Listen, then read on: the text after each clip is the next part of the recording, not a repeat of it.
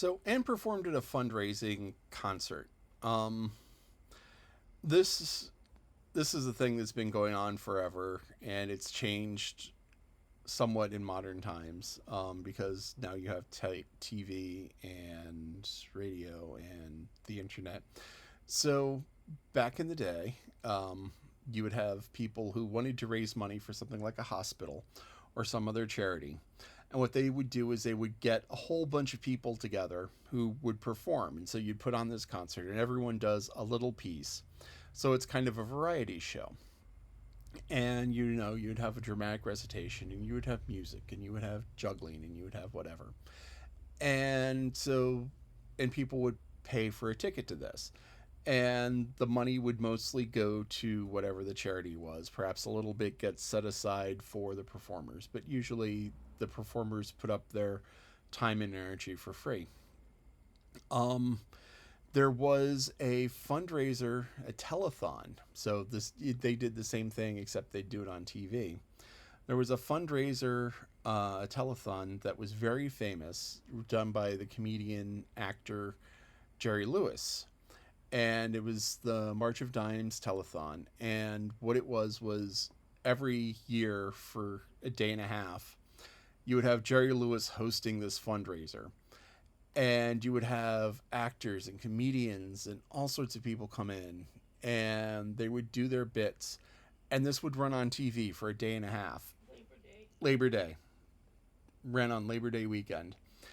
And this was kind of unprecedented when it started out because, I mean, this was back when TV turned off at 10. At 10 o'clock at night, there was nothing on TV.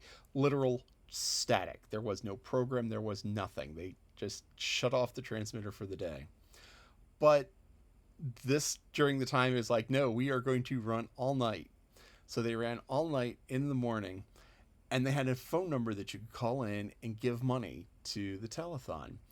And they would have this chart, and they would update it, and they had like this thermometer, and they'd go, okay, we've now reached $200,000 given, and they would update it. And it's like, it was this cool thing to watch and be a part of. You still have benefit concerts. One of the most famous, or one of the famous ones from when I was younger, was something called Live Aid, which was to benefit starving children in Africa. Africa has had problems with starvation. With Africa has had problems with starvation and poverty for a long time. Some of it is man-made, some of it is distribution. There's often plenty of food, but it doesn't get to the places it needs to be. And so there were some stories that came out in the 80s about famine in Africa, and there was this big international concert that was set up. There were like three venues. There was New York, London, and Tokyo, and you had this live music played from all the places, televised on TV, and then it was just this awesome thing. So, that's the fundraiser, and did well, and got called for an encore. The professional was not called for an encore. There were people who said that she did better than the professional, which may or may not have been the case. Um, Sometimes professionals at these things kind of phone it in, where they don't put their whole heart into it. Um, so it may be that the person was having an off day. It may be that they just weren't really trying their hardest because they everyone expects it's going to be great, so it is going to be great because everyone expects it. Um, so ended great there. Now there was an interesting word that was used at the beginning, used a couple of times, and it doesn't mean then what it means now. So the word is toilet. Now, toilet came from the French.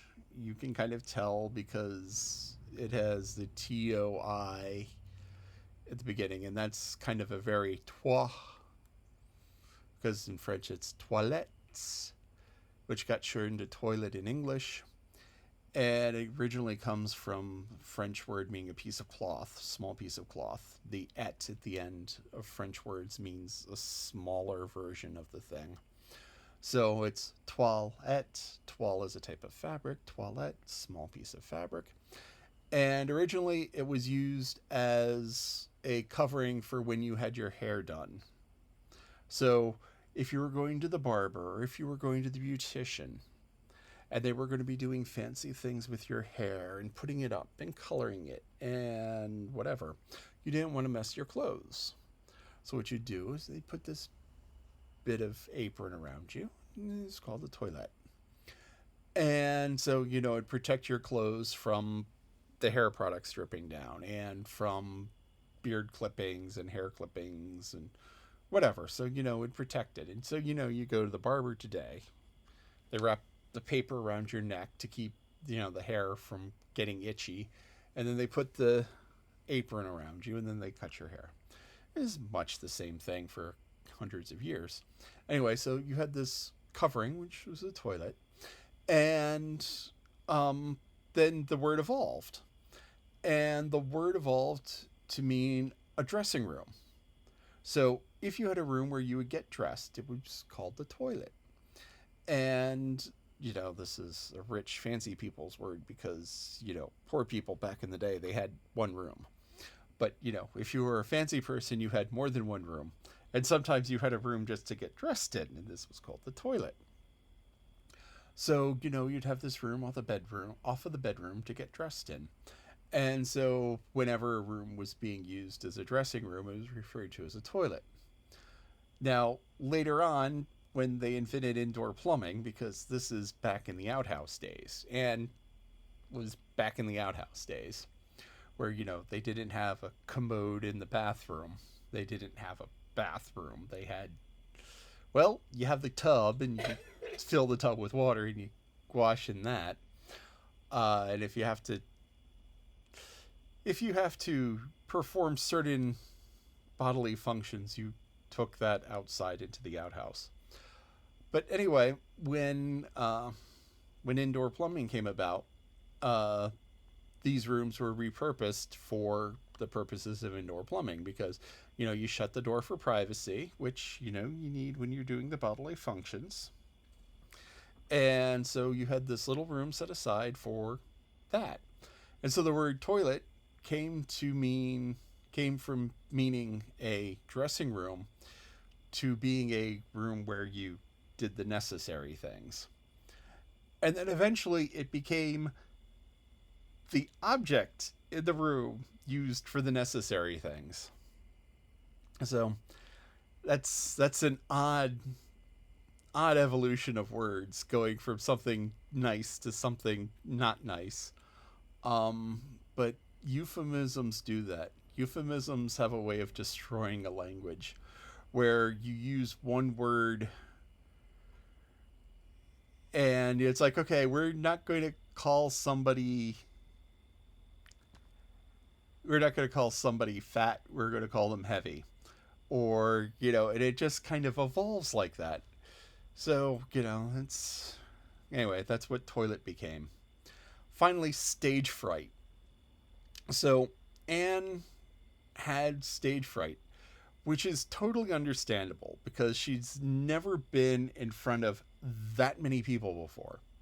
She's never played on a stage that big, that brightly lit. She has never followed a professional. And I mean, that's a kick in the gut.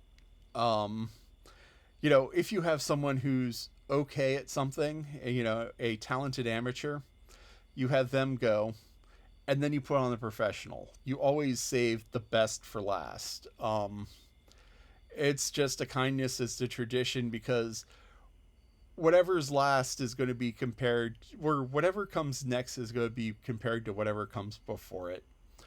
And so you have this, you have the professional, you have the great performer. And how do you top that? Typically, you have the warm-up act, which is good. And then you have the main attraction, which is great. So here you have Anne following the great. And she's like, great, yeah. So she was all terrified by that. Um, there's a cartoon that I used to watch that called Tiny Toons, the which was younger versions of the Looney Tunes, Bugs and Daffy, and so you had these smaller versions of Bugs Bunny. There was a boy and a girl, Babs and Buster. And so anyway, there was one episode where Buster was going to try his hand at stand-up comedy. And he's like, "Yes, I'm going to do this." And he had a tight 5. He had a good set. And he was going to go on. And just before him, there was a special guest. And the special guest was done as a cameo by Robin Williams. And so you had, Robin Williams, one of the greatest comedians of all times, on this kids show. But anyway, he was playing a character, Robin. He looks like a robin, a bird with a red breast. So anyway, you had this, and he does the comedy bit, and then Buster comes on, and he's like, a total stage fright. And Robin was like, "Sorry, buddy, didn't know. I thought I was last because you always put." And then he helped Buster out. And unfortunately, Anne didn't have somebody like that to say, here you go. We'll do this together. We're buddies. We got this. No. All she had was blinding rage. She looked out. She saw Gilbert smiling, and Gilbert was just, "This is a fun show." And Anne was like, "He is mocking me. He is calling me carrots." So she's still angry about the carrots thing. She didn't mention the carrots in the book at this chapter, but she's still on the carrots thing. So Anne was just like, "I am going to show him." And out of spite, out of pride, out of anger, she gave the great recitation. Stage fright is a real thing. Johnny Carson, late night comic, had a TV show that was on forever. Supposedly had it really, really bad. And there's different types of stage fright. Now, if you do theater, like if you go up on stage in a theater and you act, there's a great thing that really helps with the stage fright. And what that is the audience is in the dark. And you're up on stage and you have these blinding bright lights shining on you. And it's hot and it's uncomfortable. But at the same time, that's all you can see. You can see yourself. You can see the people on stage acting with you. But you cannot see the audience. 99 times out of 100, you might as well be playing to an empty room. And that's how you rehearse. You rehearse with an empty room because, no one's going to pay to see a rehearsal. And so, you rehearse to the empty room. With the house lights down and the stage lights up, you can't see anyone in the audience. And you're only going to hear them when they cheer. Because unless you're at the Apollo, unless you're at La Scala, people will typically not boo you. La Scala is an opera house in Italy, infamous for rough crowds. And the Apollo is a theater in Harlem. Once again, infamous for rough crowds. These are places where it's known that the crowd is going to be rough. And if you don't come out 100% perfect, yeah, you're just in trouble. So anyway, usually the house lights are down, the stage lights are up, and you don't have stage fright. Another good way to avoid stage fright is to pick one person who's a friend and focus on them. And you act, and you sing, and you dance to that one person. That's your friend.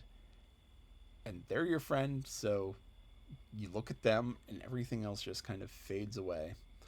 That's a good way to avoid stage fright. Another good way is you practice. I once heard that an amateur does it until they get it right. A professional does it until they can't get it wrong. So if you know the material, if you know the inflection, if you know the pacing, and you have that down, even if there's a fire going on around you, even if there's gunshots, you could stand up and say, cannons to the right of them, cannons to the left of them. And, you just know it, and you do it.